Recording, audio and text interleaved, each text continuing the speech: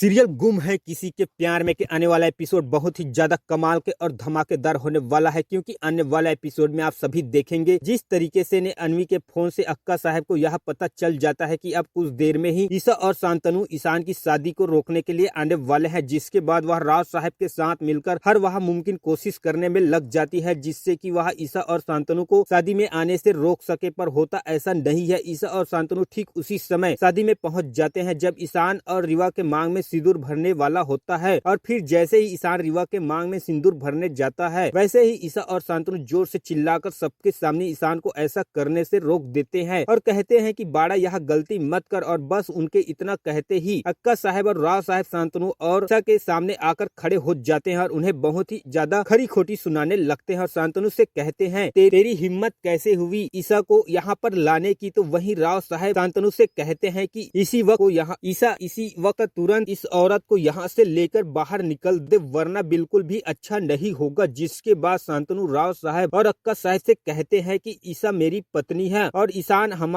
दोनों का बेटा है, तो आप हक से उसे मेरे बेटी की शादी में आने से रोक सकते हैं। और शांतनु के इस जवाब पर राव साहब और अक्का साहब का गुस्सा 7वें आसमान पर पहुंच जाता है और फिर वह जैसे ही शांतनु और ईसा को और भी ज्यादा जलील करने की कोशिश करने वाले होते हैं, उसी समय ईशान तुरंत उठकर अपने बाबा शांतनु के सामने आकर खड़ा हो जाता है और फिर उनका साथ देते हुए ईशान अक्का साहब के खिलाफ जाता है और उनसे कहता है कि आप ऐसा क्यों कर रही है अक्का साहब, यह मेरे बाबा है और भले ही मैं इन्हें अपनी माँ नहीं मानता पर मेरे बाबा इन्हें अपनी पत्नी मानते हैं, तो इस हिसाब से इनका पूरा हक बनता है कि आज के दिन वह अपनी पत्नी को लेकर यहाँ पर आ सके। दरअसल ईशान ऐसा इसलिए कहता है, कहीं न कहीं शांतनु और ईसा को देखकर मन ही मन बहुत ही ज्यादा इमोशनल हो जाता है और मन ही मन उन दोनों के साथ की जरूरत होती है, पर फिर भी वह कुछ भी कह नहीं पाता। इसलिए वह अक्का साहब के सामने शांतनु का हवाला देकर ईसा को भी वहीं पर रुकने के लिए कह देता है, जिससे कि ईसा के मन में कहीं न कहीं यह कॉन्फिडेंस आ जाता है, वह अपने बेटे से बात करके उसे यह अनर्थ करने से रोक सकती है और उसका बेटा भी आज जरूर उसकी बात सुनेगा। इस तरीके ईशान को शांतनु और ईसा का पक्ष लेते हुए देखकर राव साहब और अक्का साहब बहुत ही ज्यादा चौंक जाते हैं। फिर वह ईशान के सामने कुछ भी नहीं कह पाते और ईशान के सामने अच्छा बने रहने के लिए वह ईशान की बातों को मान लेते हैं, लेकिन फिर भी वह पूरे तरीके से कोशिश करते हैं कि शांतनु और ईशान किसी भी तरीके से ईशान से अकेले में कोई भी बात ना कर पाए। लेकिन इस बार शांतनु और ईशा ने ठान लिया होता है वह कैसे भी करके ईशान की शादी रुकवा कर रहेंगे, इसलिए वो दोनों बिना किसी की परवाह किए बिना ही सबके सामने ईशान से सीधे सीधे कह देते हैं कि बाड़ा जब तू सभी से प्यार करता है तो तुझे तरीके से रीवा से जबरदस्ती शादी करने की क्या जरूरत है। बस उनके इतना कहते ही अक्का साहब और राव साहब पूरा का पूरा भोसले परिवार साथ साथ रीवा के पैरों तले जमीन खिसक जाती है और सभी लोग सोचने लगते हैं कि ईसा और शांतनु यह क्या कर रहे हैं। तो वहीं अक्का साहब यह सोचने लगती है कि इतने दिनों से जो बात वह छुपा कर रख रही थी शांतनु और ईसा ने वो बात आकर सबके सामने शादी के पहले ही कह दी। फिर इसके बाद